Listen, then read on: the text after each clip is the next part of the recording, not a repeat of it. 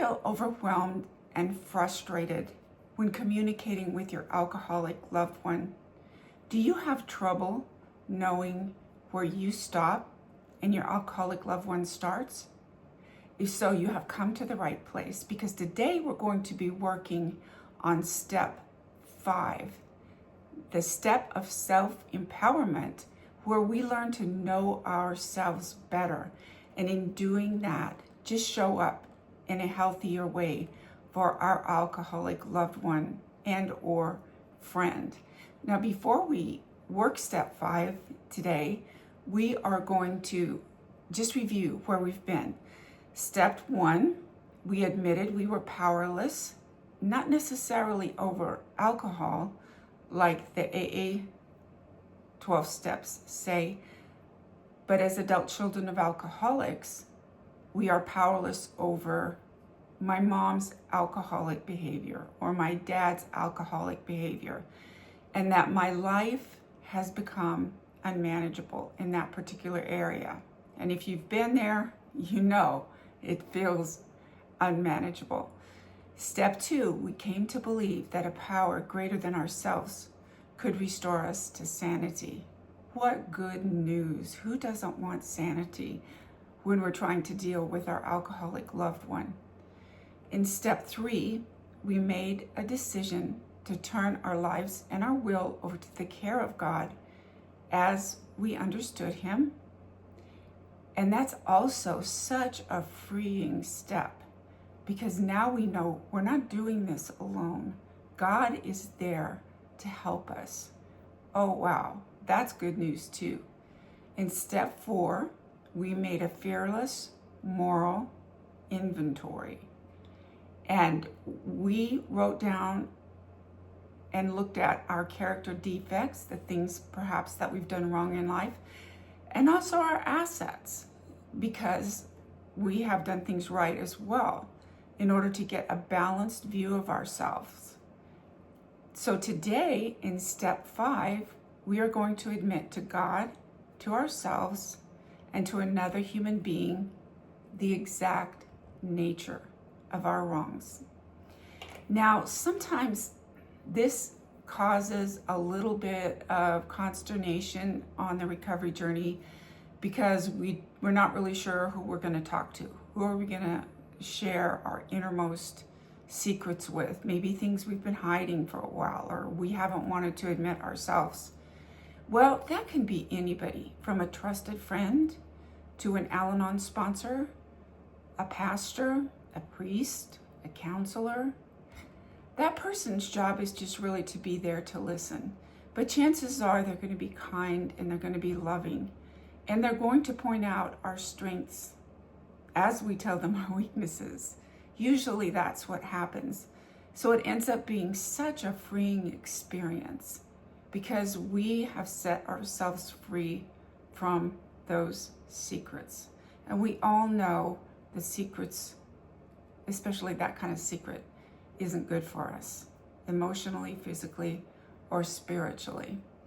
And what this process does is, in setting us free, we can show up for our alcoholic or addicted loved one in a place of clarity, in a place of calm, not pretending that we like some things that we don't like. It's easier to not react and or overreact, which I've done more than my share of that. Over 70 years, you can do a lot of overreacting, I promise. So just knowing ourselves better empowers us to deal on an everyday basis with the ups and downs of loving someone who's struggling with alcoholism or addiction. Now, there are 5 gifts that step 5 gives us, and we're just going to talk a little bit about that today. First of all, step 5 helps us to let go of our baggage. So we no longer have to pretend, that we like something that we don't like something just because our alcoholic loved one brought it up, whatever the case may be. We can let go of the baggage that we've been carrying around, and we can learn to accept ourselves and love ourselves and honor ourselves in an even deeper way. The second gift that step 5 gives us, it reduces the shame and the guilt that we've been carrying around, which also reduces codependence and people pleasing. It's pretty hard to be in a relationship with someone that you love that's struggling with addiction or alcoholism and not have some type of codependent tendencies. It kind of is part of the beast in a way. And we learn through step 5 a better awareness of who we are so that we don't have to react in some of the ways we used to react. It also gives us the gift of healthy honesty instead of silent suffering. Have you ever been there? Just knowing you're not okay with something, but not being able to verbalize it or say it.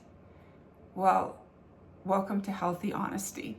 Now, we have to work at it. This isn't an instant transformation process, but we've taken a big, big step in setting ourselves free. The fourth gift that step 5 gives us is to weaken the fear that has been controlling our actions. And when we're not afraid, we just show up differently. We just do. You can tell when someone's afraid and when they're not afraid. You just know it. You can sense it. You can feel it. And when we become calmer and more self-assured, that helps our loved one to behave that way as well. Again, it's not an instant process, but it is a great beginning. It also clears the way for us to establish, this is the 5th gift, by the way, it clears the way for us to establish healthy and loving and calm boundaries with our loved one instead of angry boundaries or boundaries that are punishing or boundaries that we say out of complete frustration and then we retract and then we install them again and then we retract them again. I don't know if you've ever been there. I have.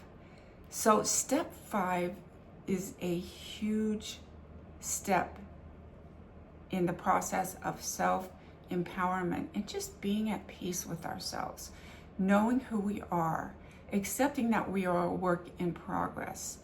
We don't have to be perfect. One of the best Al-Anon slogans is progress, not perfection. We're not striving for perfection. We're just striving to do what God is telling us to do. And the more we can be set free from our baggage, the more we can know what we're okay with, what we're not okay with, the more we can hear God speaking to us and helping us to help our loved one. And remember, sometimes some of the best gifts that we can give to our loved one is just the gift of us recovering, because we are addicted too. We're addicted usually to the behavior and the responses of our alcoholic loved one. So I hope you liked what we worked on today. If you did, click on the link below where there's a free document and I will walk you through a 3-step process to just get rid of any problem that's been bothering you or burdening you and you want to surrender it to God. And you can also have a 20-minute discovery call with me and we can talk about that. Reach out to me in the comments. Let me know what's going on with you. I would love to pray for you. I definitely will pray for you. I know God has called me to this work. I have a long history of dealing with alcoholism and addiction, and it's a passion of mine, and I would love for you to join me on the journey. So all that information is available below, and I hope that you reach out soon. It was great being with you, and I'll be back soon. God bless. Bye.